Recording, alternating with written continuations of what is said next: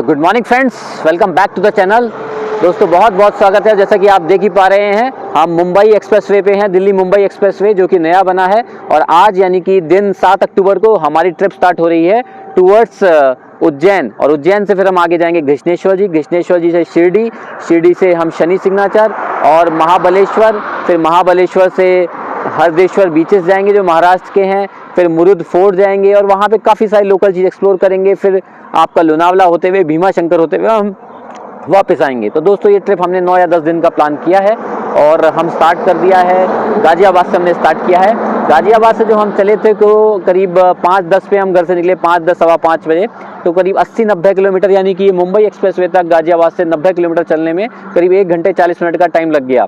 अब यहाँ से हम लोग आगे चलेंगे उज्जैन के लिए। और अब मज़ेदार बात ये है कि हम सबको पता है कि हाईवे जयपुर तक खुला है, पर अब ये हाईवे आपका जो दिल्ली मुंबई एक्सप्रेसवे है 2 अक्टूबर को प्रधानमंत्री नरेंद्र मोदी ने ओपन कर दिया है वडोदरा तक। तो अब ये देखना होगा वडोदरा तक ओपन हो गया है कि नहीं हो गया है। तो चलते हैं और आगे आपको अपडेट देते रहेंगे। तो बने रहिए चैनल पे। अगर नए हैं तो सब्सक्राइब कीजिएगा, लाइक कीजिएगा चैनल को। तो चलते हैं दोस्तों आगे की तरफ। तो दोस्तों ये मुंबई एक्सप्रेसवे बनने की वजह से हम लोग ने आज जयपुर वाले रूट से लिया है। Otherwise last time Agra Mumbai से गए थे, यमुना एक्सप्रेसवे होते हुए गए थे, जैसे कि आप देख रहे हैं अलवर अब आगे आएगा। तो हमारा कंसर्न यही था कि चलिए एक्सप्रेसवे अभी 2 अक्टूबर को इनॉग्रेट हुआ है, ज़्यादा से ज़्यादा बन गया होगा तो इससे हमारा काफ़ी टाइम कट शॉर्ट हो जाएगा, क्योंकि उससे काफ़ी ज़्यादा टाइम हमको लास्ट टाइम लग गया था। तो करीब करीब हम 200 किलोमीटर चलने के बाद सोच रहे हैं ब्रेक लेंगे। 100-125 किलोमीटर हमारे हो चुके हैं। हाईवे पे अच्छी खासी स्पीड मेंटेन कर रहे हैं। हम 120 तक नहीं जा रहे हैं, 108-110 तक की स्पीड ले जा रहे हैं। और डेफिनेटली एवरेज जो है ग्रैंड विटारा का घटता है, किसी भी गाड़ी का एवरेज घटेगा जब आप हाई स्पीड पे गाड़ी चलाते हैं। और ये एक्सप्रेसवे बने इसीलिए हैं कि आप कम से कम 120 की स्पीड पे गाड़ी चला सकें यहाँ पे। तो आपको आगे दिख ही रहा है डोसा पास में आने वाला है, तो डोसा से पहले ही हम लोग ब्रेक लेने की सोच रहे हैं। और ब्रेक में एमिनिटीज़ क्या क्या हैं वो आपको बताएंगे, एमिनिटीज़ में क्या कॉस्ट है, क्या प्राइसिंग है, सारी डिटेल आपको हम यहाँ पे पहुँच के देने वाले हैं। तो बने रहिएगा वीडियो में। तो पहुँचते हैं डोसा। तो ये डोसा से थोड़ी देर पहले हम रुके हैं फूड एरिया में। और ये फूड एरिया अगर नॉर्मल से एवरेज की बात की जाए तो काफ़ी ज़्यादा डबल प्राइस पे है। तो अगर आप पॉसिबिलिटी बने कि आप लॉन्ग रूट पे जा रहे हैं और घर से कुछ ला सकते हैं तो ये सारी फैसिलिटीज़ हैं। पेट्रोल पंप तो ये फंक्शनल नहीं है यहाँ पे। खाना में आया है, खाना है, पर खाना का रबड़ जैसे बन चुका है ये खाना। अब अंदर तो क्या ही बोलूँ, आपसे बाहर चल के बात करता हूँ। खाना हाइजीनिक तो है पर टेस्ट वाइज और कॉस्ट वाइज मैच नहीं कर रहा, दोनों चीज़ में मिसमैच है। चलिए बाहर चल के आपसे बात करता हूँ। तो दोस्तों ब्रेकफास्ट कर लिया हमने, नॉर्मल ब्रेकफास्ट जैसा कि पराठे मतलब आटे के अंदर बनते हैं। पराठे करीब 150-200 रुपये का भी है और पराठा बनाया भी मैदे में है। तो इसलिए मैंने बोला था आपसे कि बेटर है कि आप घर से पैक करा के लाएं, तो अच्छा क्वालिटी भी रहेगी और थोड़ी देर में मतलब पराठा रबड़ जैसे हो गया बिल्कुल ही। बस क्वालिटी तो आपके सामने है, तो बेटर है घर से लाएं। दूसरा अभी जयपुर से पहले डोसा जो मैंने बताया था आपको पहले, तो डोसा तक ये हाईवे अप्रैल से फंक्शनल है एक्सप्रेसवे। अभी इसके बाद अभी आगे देखेंगे कि क्या स्टेटस है हाईवे का, क्योंकि 2 अक्टूबर को प्रधानमंत्री मोदी जी ने इसको इनॉग्रेट किया वडोदरा तक के लिए। तो वो आगे की सिचुएशन मज़ेदार होगी देखने के लिए, क्योंकि हमने भी काफ़ी जगह लोगों से पूछा फेसबुक वगैरह में, दुनिया भर की जगह में, पर कहीं से ये नहीं पता चल पाया कि हाईवे फंक्शनल है कि नहीं है। क्योंकि अभी आज 7 अक्टूबर है, 4 दिन ही हुए हैं, तो किसी ने भी अपना एक्सपीरियंस कहीं शेयर नहीं किया है। तो हम भी मतलब जा रहे हैं नॉर्मली। अगर उस हाईवे से होगा तो ठीक है, अदरवाइज़ फिर नॉर्मल हाईवे लेंगे। सेकंड, ग्रैंड विटारा की बात की जाए अगर हाइब्रिड वाले की, तो हाइब्रिड वाली कार ग्रैंड विटारा इस हाईवे पे 18.5 का ही एवरेज दे पा रही है। तो अब 120-110 भगाएंगे तो कहाँ एवरेज देगी। तो थोड़ा वॉशरूम वगैरह करते हैं, मतलब यूज़ करते हैं और फिर आगे चलते हैं। बोथ साइड वॉशरूम है, इस साइड भी वॉशरूम है और उस साइड भी वॉशरूम है। खाने में ज़्यादा फंक्शनैलिटी तो नहीं है, वही पराठे, पोहा और साउथ इंडियन है थोड़ा बहुत। बाकी काफ़ी लोग यहीं पे रुके हुए हैं, तो चलते हैं दोस्तों। नेक्स्ट लेफ्ट 30 मिनट्स का ब्रेक लेने की वजह से जो है टाइम जो है कितना हो गया, 6 बजा दिया। 5:18 पे थे। टोटल अभी तक जो है 200 किलोमीटर में हमने कितना ब्रेक ले लिया, 40 मिनट का ब्रेक ले चुके हैं 200 किलोमीटर में। तो आगे कितना ब्रेक लेंगे देखने वाली बात है। और पेट्रोल पंप अभी फंक्शनल नहीं है। 8:45 बज चुके हैं दोस्तों। 9 घंटे 20 मिनट दिखा रहा है हमें गूगल कि अभी हम उज्जैन पहुंचने में 9 घंटे 20 मिनट और लगेंगे। नज़ारे बहुत सुंदर है। 9 घंटे 20 मिनट अब आगे बता रहा है, उसको देखते हुए तो लगता है कि आगे जाके हमको ये हाईवे ज़्यादा दूर तक मिलने वाला नहीं है। हमको वापस स्टेट हाईवे पे जाना पड़ेगा। पर देखते हैं, क्या पता गूगल को भी ना पता हो, क्योंकि अभी बहुत अर्ली है कमेंट करना। और अब जल्दी ही डोसा आने वाला है। सामने मुझे बोर्डिंग्स दिखाई दे रही हैं डोसा की। डोसा से कुछ ही दूर बाद मेरे ख्याल 27-28 किलोमीटर बाद लालसोट आ जाता है, और लालसोट पे पता चल जाएगा कि हाईवे फंक्शनल है कि नहीं है। तो ये डोसा का कट आ चुका है और अब हम चल रहे हैं आगे की तरफ। तो चलिए चलते हैं दोस्तों लालसोट की तरफ, और देखते हैं हम लोग इस हाईवे पे कंटिन्यू करते हैं कि स्टेट हाईवे पे कर चले आएंगे। यही एक ट्विस्ट है कि कोटा पहुंचने के लिए, रतलाम पहुंचने के लिए हमको क्या रास्ता लेना पड़ेगा। तो हम भी इसी उम्मीद में हैं कि हाईवे खुला हो और हम फटाफट जो है रतलाम पहुंच जाएं और भोलेनाथ जी के दर्शन हम लोग फटाफट कर लें। तो चलिए चल रहे हैं आगे। ये आ गया हमारा अब लालसोट के लिए। 28 किलोमीटर बचे हैं, 28 किलोमीटर बाद पता चलेगा। तो दोस्तों न्यूज़ तो ठीक नहीं थी, क्योंकि आपको दिख रहा है हम लोग पहुंच गए हैं स्टेट हाईवे के अंदर। तो फ्रेंड्स, स्टेट हाईवे पे आ चुके हैं। वहाँ से जो लालसोट है वहीं तक ही था हाईवे। न्यूज़ जो 2 अक्टूबर की थी कि मोदी जी ने कर दिया है, वो शायद झालावाड़ से किया है। ये भी उनकी इन्फॉर्मेशन है जो पीछे जहाँ हमने टोल टैक्स दिया है वहाँ की। कितना टोल टैक्स है ये भी चेक करना पड़ेगा, क्योंकि अभी तक मैसेज आया नहीं है। आएगा तो मैं आपको आगे बताऊंगा। अभी हमें घर से चले हुए 5:15 बजे से लेकर अभी बज रहे हैं 11 बज चुके हैं, यानी करीब 5 और 5 10 और 6 घंटे हो चुके हैं। 6 घंटे में हमने करीब 380 किलोमीटर ट्रैवल किया है। तो 6 के हिसाब से तो 300 होता है, पर एक्सप्रेस वे पे हमने अच्छे से 100 किलोमीटर जो है अच्छे से खींचा। तो एक्सप्रेस वे अराउंड आपका 7 बजे चढ़े थे और 9:30 बजे हमने शायद एक्सप्रेस वे को एग्जिट कर दिया। मतलब 2.5 घंटे में हमने करीब वहाँ पे 200-250 किलोमीटर कवर अप किए एक्सप्रेस वे में, और उससे पहले 100 किलोमीटर किए। पर एक्सप्रेस वे और ये जो आपका स्टेट हाईवे है, दोनों के बीच में डिफरेंस ये है कि स्टेट हाईवे में मज़ा आता है थोड़ा सा, मतलब आप गाड़ी तो ज़्यादा भगा नहीं पाओगे। 80-100, 80-90 या 70-90 के बीच में चलती है। और तो स्टेट हाईवे की बात यही है कि यहाँ पे खेत हो रहे हैं, थोड़ा सा चहल पहल रहती है। एक्सप्रेस वे पे क्या है कि आप है और ससुराती भी गाड़ियाँ, वहाँ पे ना बंदा होता है ना बंदे की जात होती है। यहाँ पे पीछे भी बहुत सारे लोग खेती करते हुए दिख रहे हैं और आराम से एंजॉय करते हुए आप जा सकते हैं। तो ये अच्छी बात है स्टेट हाईवे की। और ग्रांड वितारा के लिए भी अच्छी है कि हाइब्रिड वाली कार का एवरेज बढ़िया आता है। अभी हम जो आप स्टेट हाईवे पे देख रहे हैं, कोटा यहाँ से 150 किलोमीटर है और फिर टोंक है। और नॉर्मल गूगल दिखा रहा है कि अभी टोंक से करीब 7 घंटे और लगेंगे उज्जैन महाकाल जी के दर्शन करने में। तो चलते हैं आगे, फिर बताएंगे। तो अब 6 घंटे बचे हैं पहुंचने में। ये है कुछ टोंक कोटा हाईवे, इस तरीके का 4 लेन। और वो दूर आप देख रहे हैं अगर, तो सुंदर पहाड़ दिखाई दे रहे हैं। और रोड पे फ्रीक्वेंसी ट्रांसपोर्ट की कमी है, ठीक ठाक है।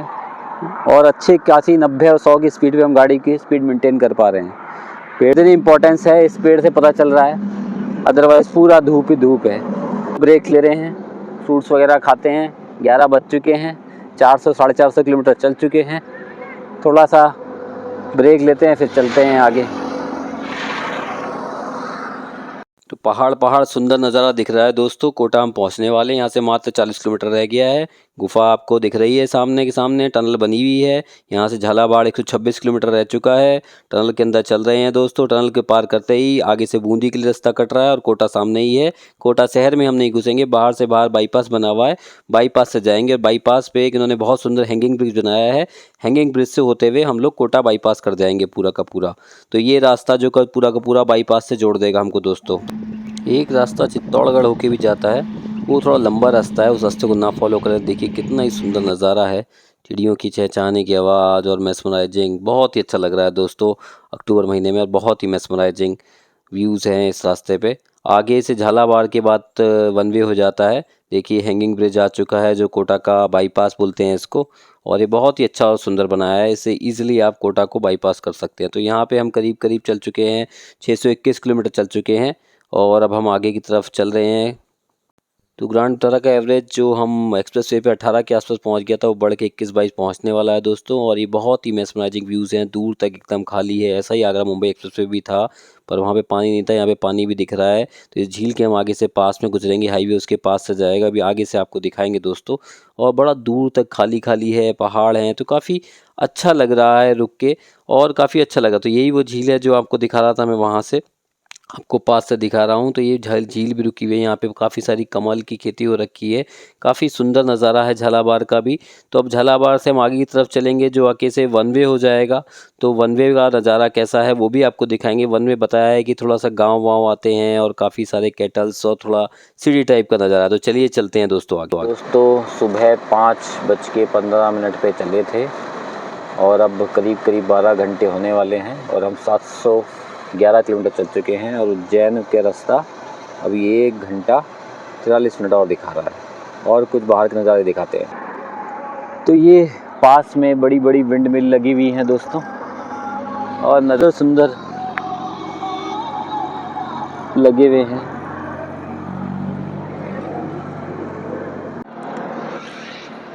तो दोस्तों अब पहुंचने वाले हैं तो बॉडी की हालत थोड़ी सी थकान तो हो ही जाती है। 12 घंटे चल चुके हैं। पर लास्ट टाइम जब मैं इंदौर आ रहा था तो मैंने आगरा वाले रूट से लिया था।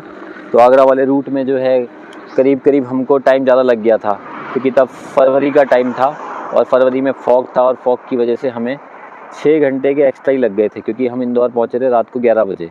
सुबह निकले थे 5 बजे और 11 बजे पहुँचे तो बहुत ज़्यादा टाइम लग गया था। अभी नज़ारा जो है इस वन वे रोड पे, ये जो आप पीछे वन वे देख रहे हैं, बहुत सुंदर नज़ारा है। ये वन वे एक लास्ट 150 किलोमीटर पे स्टार्ट हुआ है और ये 150 किलोमीटर से ऐसे ही वन वे चल रहा है और इस पर टोल भी देना पड़ रहा है। मज़े की बात ये है और बहुत दूर तक विंड मिल लगी हुई हैं। रास्ता अच्छा है, बीच बीच में गाँव आते हैं, गायें हैं, कैटल्स हैं, तो इस तरह का रास्ता है। दर्शिका मज़ा आ रहा है? थक गई आप? कितनी थक गई? थोड़ी सी थकी हो? चले फिर आगे महाकाल जी के दर्शन करने। चलो तो हम लोग पहुंच चुके हैं महाकाल जी के मंदिर और अब महाकाल जी के मंदिर से हम जा रहे हैं आगे इंदौर की तरफ। तो दोस्तों महाकाल जी के मंदिर पहुंचने में हमें करीब 14 घंटे लगे। हम कल 5 बजे गाज़ियाबाद से चले थे, जैसा कि टोटल जर्नी मैंने आपको बताया। 5 बजे गाज़ियाबाद से चल के हम लोग लाल सॉट पे उतर गए। आपके जो मुंबई एक्सप्रेस वे था लाल सॉट तक ही बनाया। 2 अक्टूबर की जो न्यूज़ थी वो सही नहीं थी।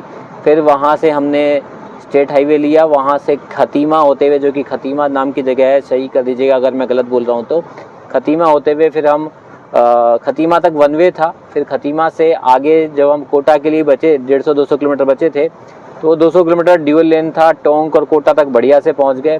फिर कोटा से आगे झालावाड़ के लिए अलग राइट टर्न था, वो भी हाईवे डबल लेन था, मतलब 4 लेन हाईवे था, 2 लेन इधर 2 लेन उधर, तो वो भी अच्छा था। उसके बाद झालावाड़ के बाद जो हाईवे था करीब 150 किलोमीटर का, जो उज्जैन का, वो वन वे रोड थी, जैसा कि आपको मैंने दिखाया है। और रोड बहुत सुंदर थी पर गड्ढे थे और गायें भैंस और मार्केट सब कुछ था उस रोड पे। थोड़ा टाइम लग गया। अगर आप एंजॉय करने के नेचर से आएंगे तो मज़ा आएगा और अगर डायरेक्ट भागने से तो थोड़ा सा दिक्कत होगी। टोटल टोल दोस्तों 1100 रुपये लग गया था वहाँ पे और पूरे हाईवे में मिला के 450 के आसपास लाल सॉट तक का टोल लगा था मुंबई एक्सप्रेस वे पे। बाकी 600 रुपये और टोल लग गया।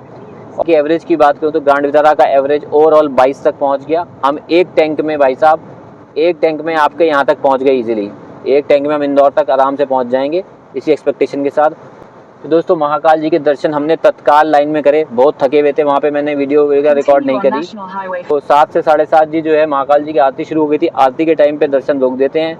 तत्काल पर्ची 250 रुपये की कटती है। गेट नंबर 4 से कटती है। गेट नंबर 4 के पास जाइएगा। पार्किंग की बड़ी थोड़ा सा चेंज हो रही है। अभी महाकाल का फेज़ 2 बन रहा है वहाँ पे, तो फेज़ 2 की वजह से पार्किंग बहुत सारी डिस्टर्ब्ड है। तो हमने जो वहाँ पे महाकाल लोक की जो पार्किंग है उसमें पार्किंग करी थी। पार्किंग की फ़ीस मात्र 20 रुपये थी और वहाँ पे जब हमने पार्क किया गाड़ी को पार्क करने के बाद हम लोग काफ़ी ऑटो से, मतलब हमने 50 रुपये दे के गेट नंबर 4 पे पहुँचे। गेट नंबर 4 से हमने 250 रुपये की अपनी तत्काल पर्ची कटाई। 10 साल तक के बच्चे का टिकट नहीं लगता है तत्काल टिकट, तो आप अपना और बने बड़े का लिया 2 टिकट और फिर हम अंदर पहुंच गए। आरती खत्म होने के बाद दर्शन बहुत अच्छे से प्राप्त हुए महाकाल जी के आशीर्वाद से। जय महाकाल। बहुत अच्छे दर्शन प्राप्त हुए, महाकाल जी का आशीर्वाद मिला, बहुत अच्छा लगा। उसके बाद हम लोगों ने वहीं से हरसिद्धि माँ के मंदिर, जो कि 51 शक्तिपीठ में आता है, वहाँ पे दर्शन किए। वहाँ भी बहुत अच्छी थी। एक से गणेश जी के मंदिर गए, क्योंकि थक चुके थे, करीब 12-14 घंटे ट्रैवल करके आए थे, तो ज़्यादा ना वीडियो रिकॉर्ड करी दोस्तों, पर मैं साइज नॉलेज दे रहा हूँ और आशा करता हूँ कि आप इसको आपके ट्रैवल टिप में इजीली आसान रहेगी और आप चैनल को लाइक और सब्सक्राइब करेंगे अगर ये आपके काम आई तो। सब्सक्राइब में दोस्तों कोई पैसा नहीं लगता है, सब्सक्राइब करके हमें मेहनत करने में मोटिवेशन मिलता है। तो दोस्तों फिर हम वहाँ से महाकाल लोक गए। महाकाल लोक में बहुत सुंदर महाकाल जी की बहुत सारी मूर्तियाँ हैं, मतलब महाकाल जी का बहुत पुरानी है, तो उसके लिए करीब 3-4 घंटे का समय लगता है। हमने बस ऐसे ही देखा, ज़्यादा घूमा नहीं, ज़्यादा टाइम इन्वेस्ट नहीं किया, और सीधा महाकाल लोक से निकल के त्रिवेणी पार्किंग, जो कि महाकाल जी के लोक की पार्किंग है, वहाँ पहुँच गए, और वहाँ से फिर हम घर खाना खाते हुए अब हम इंदौर की तरफ जा रहे हैं। तो ये हमारा दोस्तों डे 1 था। कैसा लगा आपको वीडियो कमेंट करके बताइएगा, और लाइन को लाइक कीजिएगा। अगर आपका कुछ क्वेश्चन हो तो बताइएगा। तो मैं लास्ट टाइम दोस्तों गया था आगरा मुंबई हाईवे से, तो उस टाइम फरवरी मंथ में गया था मैं, और फॉग भी था, तो थोड़ा टाइम ज़्यादा लग गया था। मैं इंदौर डायरेक्ट गया था तो ज़्यादा टाइम लगा था, पर अगर उज्जैन वहाँ से जाता तो वहाँ से 14-15 घंटे लग रहे थे ट्रैवल के। जयपुर वाला हाईवे थोड़ा शॉर्ट है। अभी मोदी साहब हमारा जो हाईवे पूरा कर देंगे रतलाम तक, तो मज़ा ही आ जाएगा। तो दोनों हाईवे बढ़िया है, जयपुर वाला भी, आगरा मुंबई हाईवे भी बढ़िया है, क्योंकि उसमें भी थोड़ा सा यमुना एक्सप्रेसवे पड़ता है जो फास्ट है, आपका 200 किलोमीटर निकाल देता है आगरा तक के। इसमें आपका अभी जो करंट स्टेट है उसमें ये आपका लालसोट दौसा यानी जयपुर तक आपका हाईवे ये निकाल देता है। हाईवे के मैंने आपको बता दिया प्रॉस एंड कॉन्स दोनों हाईवे में। एक में यमुना एक्सप्रेसवे है, अगर आप आगरा से जाते हैं और इधर से आते हैं तो Agra Mumbai expressway. Current situation में आगे का हाईवे अगर बन जाता है तो जयपुर वाला डेफिनेटली बढ़िया हाईवे बन जाएगा। तो ये थी दोस्तों पूरे हाईवे की कहानी। कैसा लगा आपको कमेंट करके बताइएगा, चैनल को सब्सक्राइब कीजिएगा। चलिए मिलते हैं फिर कल आपको, तब तक के लिए बाय।